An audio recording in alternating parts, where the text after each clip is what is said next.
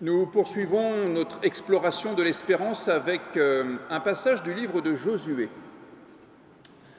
Le peuple hébreu est sorti d'Égypte, il a passé quelques années dans le désert et il est sur le point d'entrer en terre promise.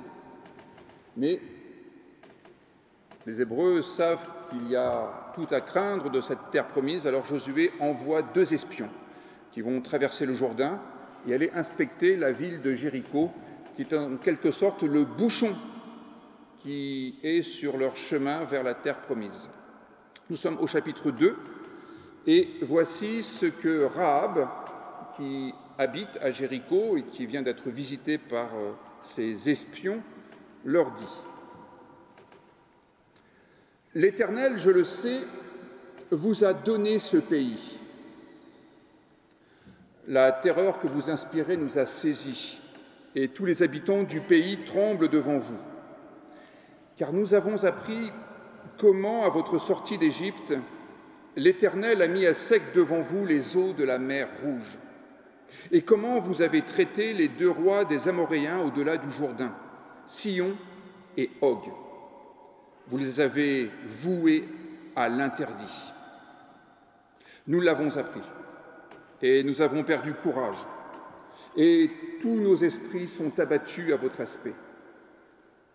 Car c'est l'Éternel, votre Dieu, qui est aux cieux et en bas sur la terre.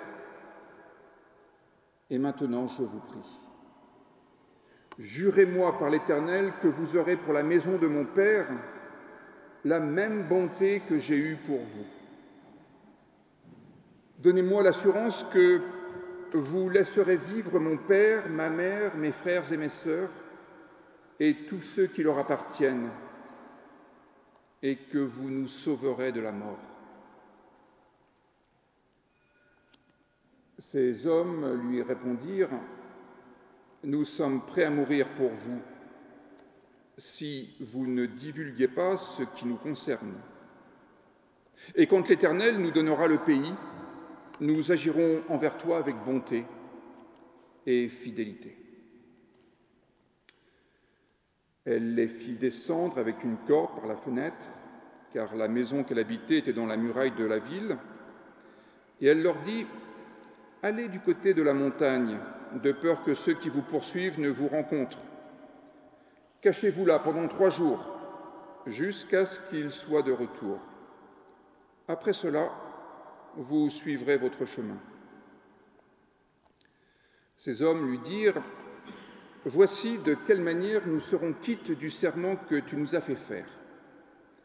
À notre entrée dans le pays, attache ce cordon de fil cramoisi auprès de toi, à ta fenêtre, celle par laquelle tu nous as fait descendre, et recueille auprès de toi dans ta maison ton père, ta mère, tes frères et toute la famille de ton père. Si quelqu'un d'eux sort par la porte pour aller dehors, son sang retombera sur sa tête et nous en serons innocents. Mais si on met la main sur l'un quelconque de ceux qui seront avec toi dans la maison, son sang retombera sur notre tête. Et si tu divulgues ce qui nous concerne, nous serons quittes du serment que nous avons fait avec toi. » Elle répondit, « Qu'il en soit selon vos paroles. » Elle prit ainsi congé d'eux, et ils s'en allèrent. Et elle attacha le cordon de cramoisi à la fenêtre.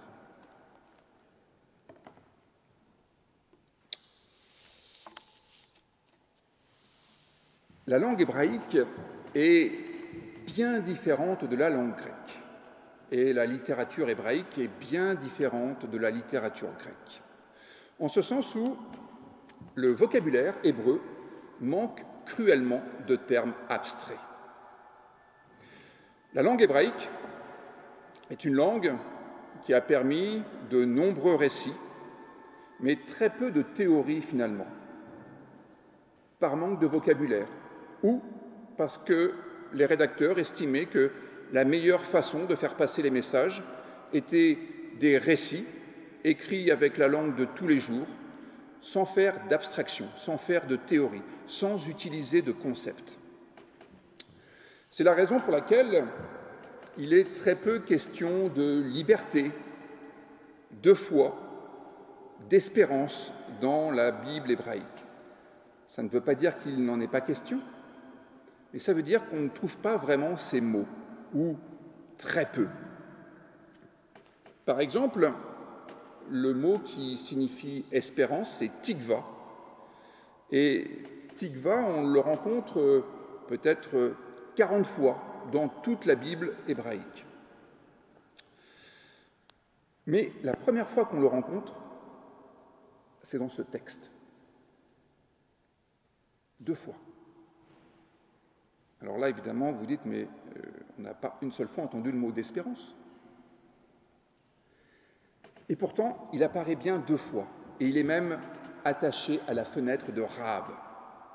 La première occurrence du mot tikva, c'est le cramoisi. La première fois que le mot tikva, espérance, est utilisé, c'est ce petit cordon cramoisi ou écarlate que Rahab doit accrocher à sa fenêtre. Il est donc bien question de l'espérance dans ce texte, mais pas d'une manière abstraite, d'une manière très pratique. L'espérance de Rahab, qui est signifiée par ce petit cordon rouge écarlate ou cramoisi, se fonde sur la confiance qu'elle a dans la parole que les 2 espions lui ont donnée.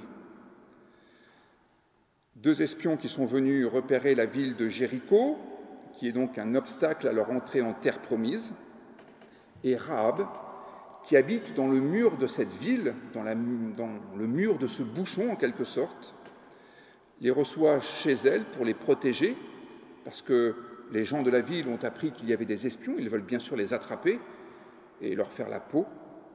Et elle fait une confession de foi qui reconnaît que l'Éternel est aussi son Dieu, qu'il est capable de grandes choses et qu'au nom de cela, il n'est pas question qu'elle les malmène. Et en retour, les espions font le serment qu'elle aura la vie sauve. Et elle leur fait confiance. Elle a foi dans leurs paroles, comme elle a eu foi dans les agissements positifs de Dieu.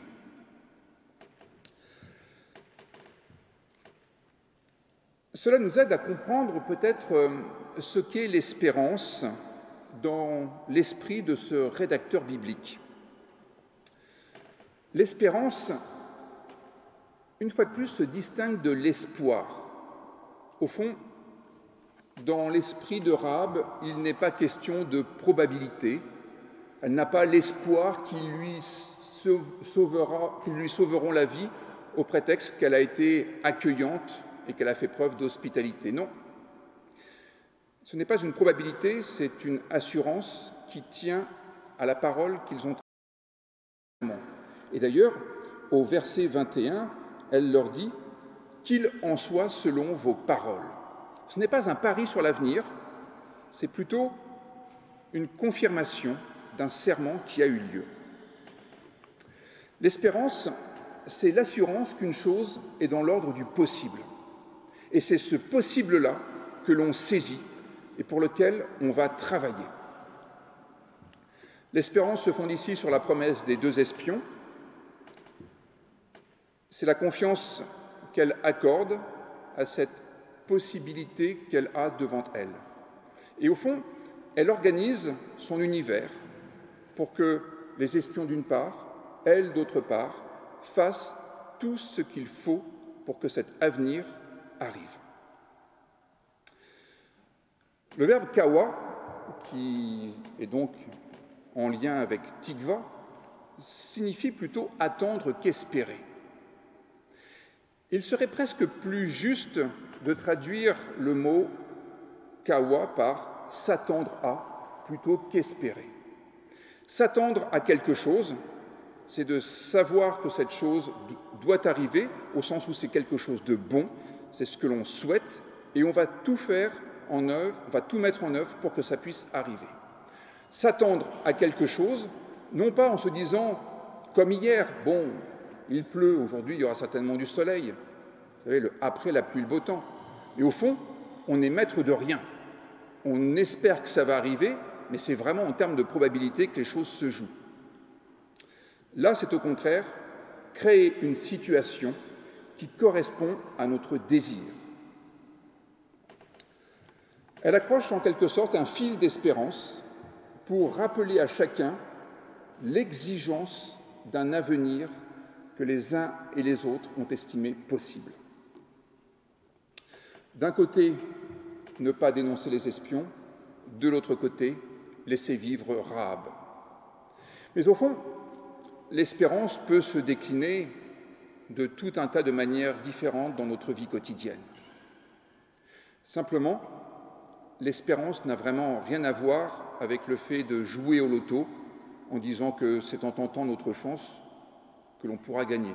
Oui, c'est vrai, mais vraiment, c'est se reposer sur des probabilités. Et pour le loto, ce n'est pas fabuleux.